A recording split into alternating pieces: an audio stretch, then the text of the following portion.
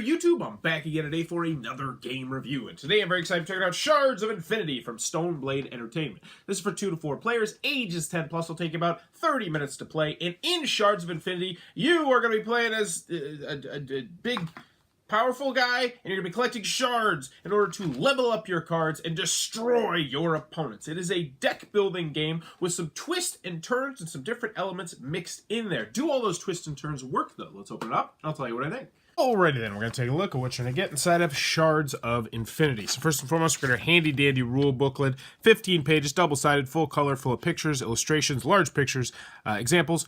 It's pretty well done. I will say there's a couple rule questions that I had where I wish they would have clarified this or that. Most of the time, I'm pretty sure I knew what the answer was, but it was still the kind of thing where I wanted just a little bit more clarification.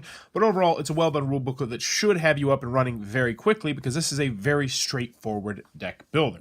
So in Shards of Infinity, you are going to take control of a character. They're all symmetrical characters. You're going to get this nice little board. You're going to keep track of your health up here, and you're going to keep track of how many Shards of Infinity you have right here. How do you win the game? Well, you're going to kill everyone else at the table, either slowly, or if you ever get this shard all the way up to 30, then you'll have a special card which will make you pretty much just destroy everyone in one felt swoop. So let's go over the components. Let's get into the gameplay. So first, component-wise, you're going to start with your starting hand of 10 cards. You should be familiar with most cards like this. Be familiar with deck builders. So this is money right here. You're going to get a whole bunch of +1 money. You're going to get +1 damage.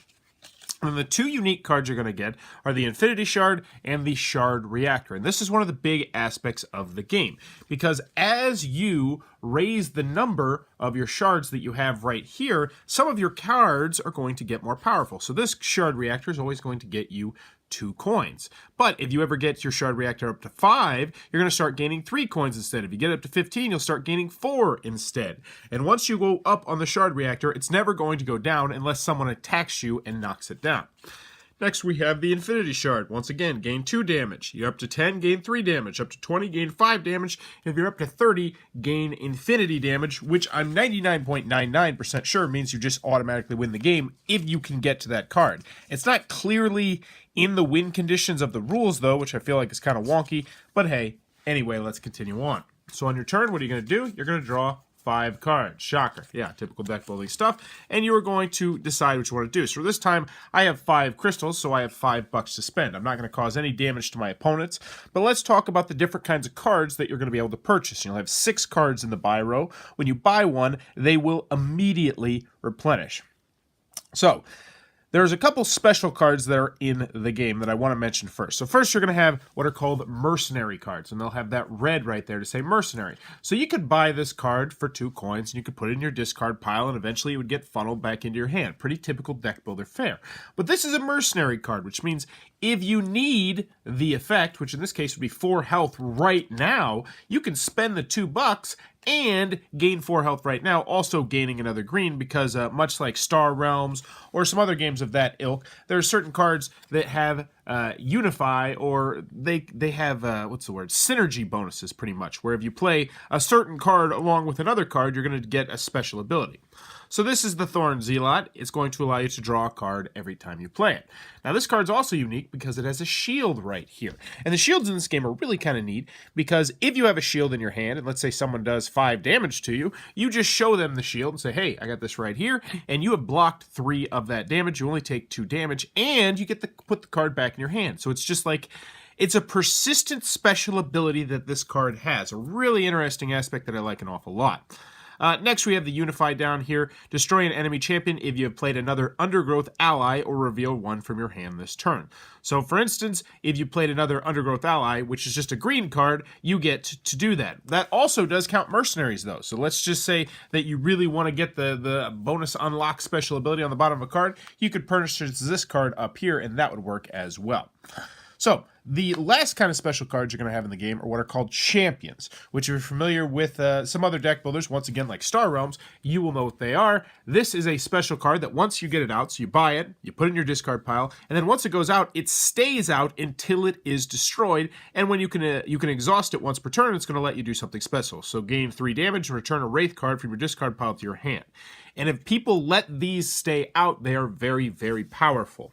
The last thing you'll notice is that, yes, some of these cards that you can purchase also will slowly level up. So this guy right here, he's a champion, gain 3. That's a special ability. You get to do that every time as long as he's not destroyed. But once he gets to 20, or once you get to 20, on your shards over here, then he's going to copy the effect of each Homedius ally you play or played this turn. And that's this color right here. So very, very powerful card. The most expensive card I do believe in the game are the ones that cost 7. So they're between the cost of 1 and 7. So my first turn, let's say I might go with this one for $2. It immediately replenishes.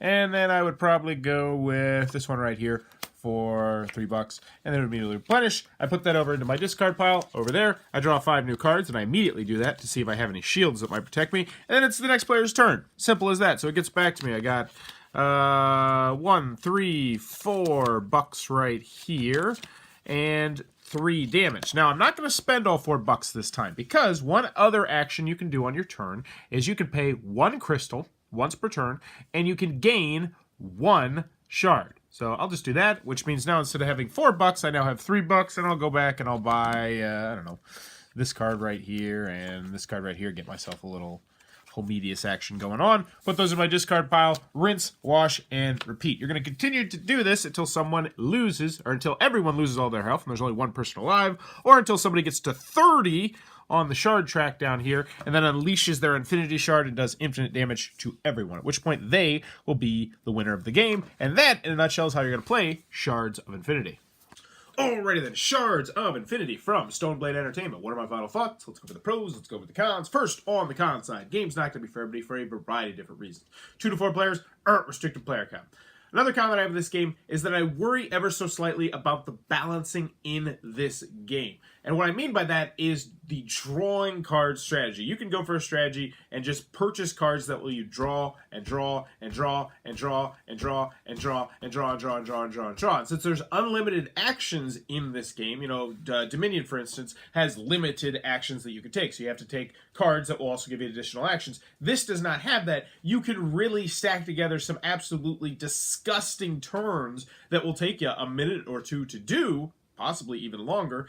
And that's one of the biggest problems that I had with this game, was that feels like a really dominant strategy in this game. Now, in a 3 and 4 player game, it's not as big of a deal because everybody can kind of team up on that person doing that strategy and buy those cards or, you know, just kill them. But in a 2-player game, there's not much you can do, which is a bummer. But I will say I've had issues with that in a lot of other deck building games. Some of my favorite games of all time, like Star Realms, even has that issue as well. Another con that I have with this game is that it's really stinking hard to win by getting all those shards, especially in a 2-player game. Unless everyone else is focusing on shards too, and it's kind of equally like an arms race to get to that 30 shards, you're probably not going to win focusing on shards. And I played this now 6 different times, and nobody's won by getting to 30 shards and just destroying everybody, despite the fact each and every game, someone was attempting that strategy. I tried it 3 times because I thought, oh my gosh, it's going to be so cool if I can get to 30 and then just unleash my massive power on everyone. And the closest I got was like 27 one time. So that's a little bit of a bummer as well. And the problem is you have to have enough money to buy the cards that'll really give you a lot of shards on your turns. And having money is not going to be something you're probably going to be able to do because you're going to be focusing on leveling up your shards and spending $1 each turn to do this and do that. And yeah, it was just a little bit of a downer. So I worry slightly about the balance of the game. Also, the game is very different from 2 players to 3 and 4 players. It just plays very differently, which, you know, it's neither a pro or a con. I liked it at all the different player counts, but it is something that you need to know. 4 players are going to be much more Wild West, much more, oh man, I think this guy might be in the lead. Let's team up and just kill him. And when you have, 3 people trying to attack you, you're going to die really rapidly in this game because this game really does ramp up, which is another con I think some people will have. Like this game, it's over really quickly. It's a very snappy game, which I'm going to talk more about in the pros, but some people are going to think that's a con. Some people are going to want more engine building and not like quite like this boom, boom, boom, let's get going kind of thing.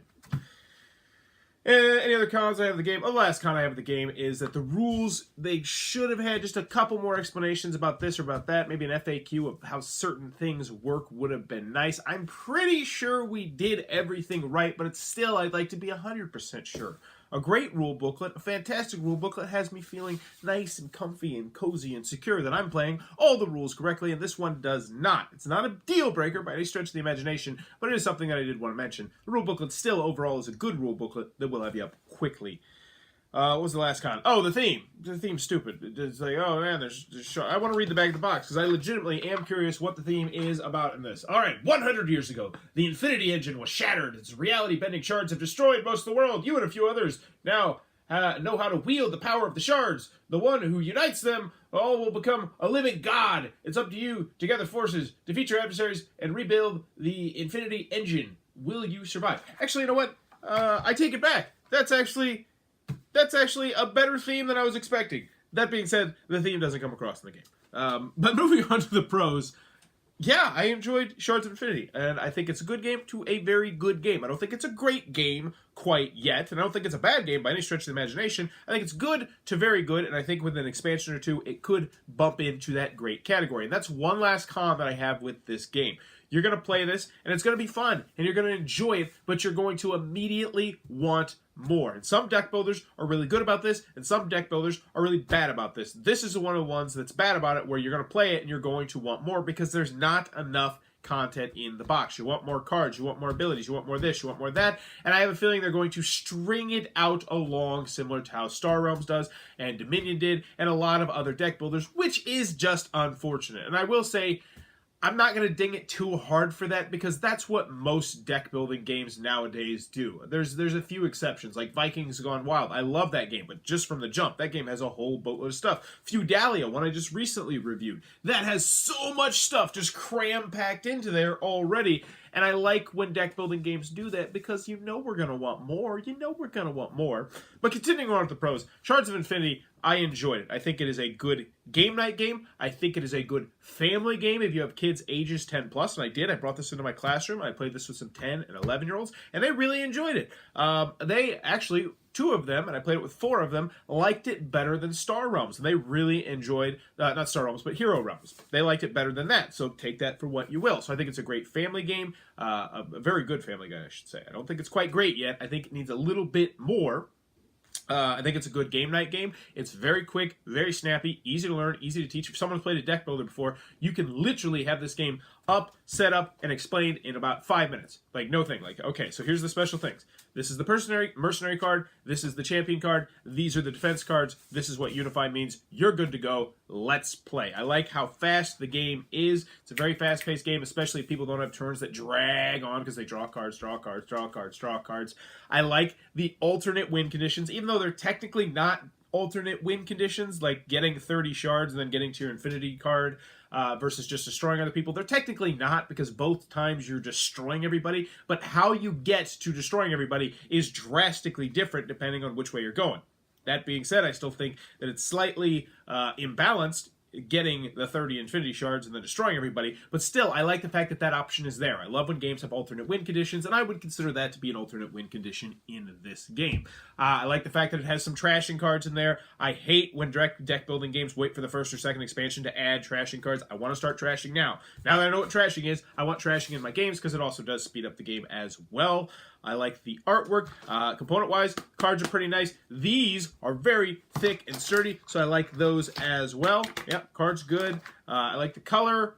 Rule booklet's easy to understand. And in the end, Shards of Infinity. It's this simple. Are you looking for a relatively short, simple deck-building game that has a couple twists and turns, then this one might be for you. I really did like the fact that you can level up your cards. I think that's really stinking cool, and I hope they build on that in the future. Like, I want a card that it's like, it continues to level up. Like, oh, level 5, you get this. Level 8, level 11, level 8. Like, I would love it if it just kept getting more powerful. Or champions did that. Or like one-time champions that you really had to focus on killing, or else they would continue to get powerful. But they're like different champions, so they're like, defeatable champions or something. Like champions that just stay there, and they're like your pets or they're your people, and they get more powerful until you kill them. When you kill them, they're completely out of the game. I think there's a lot of really cool aspects of this game that need to be expanded on. So I hope it sells well. I hope they come out with expansions, because I definitely could see this turning into a really great deck building game in the future. It's got a very solid foundation. So in the end, Shards of Infinity, very solid foundation, but don't take that as a knock, because it still is a very good game that I definitely can recommend to you if you're in the market for a relatively simple, shorter deck building game. So that is Shards of Infinity from Upside Down Stoneblade Entertainment. If you enjoyed this review, please be sure to click on that subscribe button down below in the comments below. Let me know, what is your favorite deck builder of all time? So, this is a very difficult question for me. Deck building games are one of my favorite genres. They are. A lot of people don't like the deck builder. A lot of people think it's overdone, overproduced. They're like, why is this game even necessary? Why do we have so many different deck building games that don't, people want more deck building games that use deck building as an element as opposed to the element in the game, but I'm just fine with that. So for me personally, it's either Vikings Gone Wild or Star Realms. I love Vikings Gone Wild, and I love Star Realms. They're my two favorites, but Dominion's up there too. I still have a really soft spot for Dominion, and here's the great thing about Dominion. If you ask me, all right, you have, 1 to 3 other people you are taking on a deserted island, you're going to be there for the rest of your life, and you can take one game and all of its expansions, I'm taking Dominion because there's so many cards in that. Like, that's one of the beautiful things about Dominion is that, oh my gosh, there's literally an infinite amount, well, there's not. There is an infinite amount of different possibilities and ways you can play the game, so I like that. One other honorable mention that I wanted to mention that kind of lost steam, and I'm not, that's a really crappy unintentional pun, is Trains from AEG. And I think if that one would have got, 2, 3, 4 more big box expansions, that could have continued to climb as well, because that's a really fantastic deck building game as well. But let me know in the comments below, what is your favorite deck builder? And as always, thanks for your time, YouTube.